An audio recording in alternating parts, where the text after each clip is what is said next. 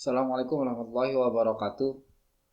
Pada mata kuliah persamaan diferensial ini, maka kita akan mempelajari terkait dengan pemodelan matematika. Persamaan diferensial ini merupakan persamaan derivatif. Derivatif itu adalah menggambarkan suatu perubahan.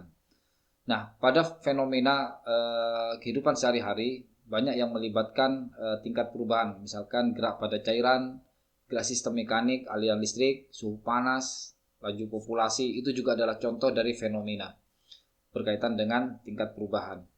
Nah, persamaan diferensial yang menggambarkan beberapa proses fenomena tersebut itu sering disebut dengan model matematika.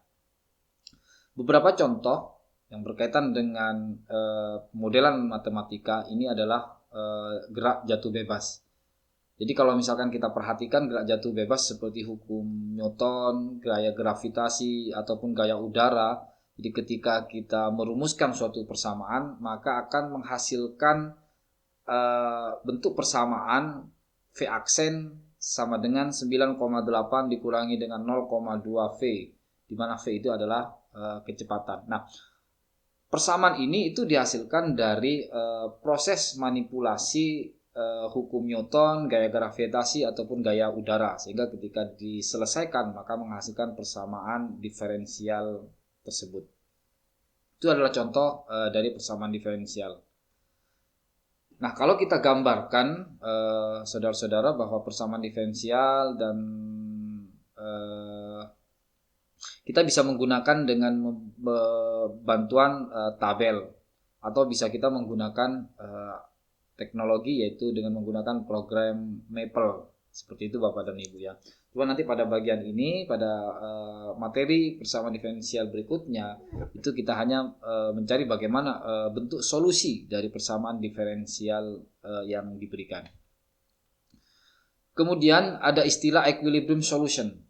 Jadi kalau kita melihat bahwa equilibrium solution itu adalah solusinya ya. Jadi solusi yang terjadi pada kurva yang horizontal.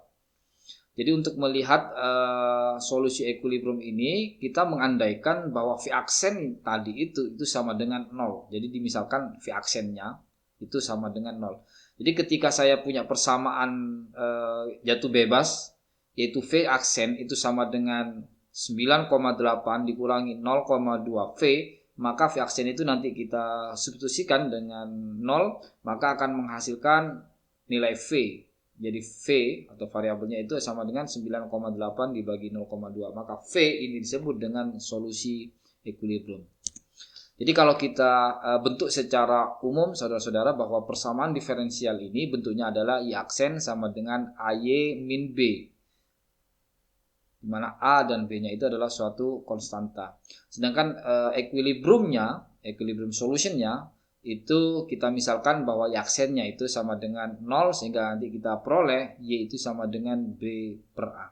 Jadi itu bentuk umum dari persamaan diferensial yang diambil dari beberapa contoh, yaitu adalah gerak jatuh bebas.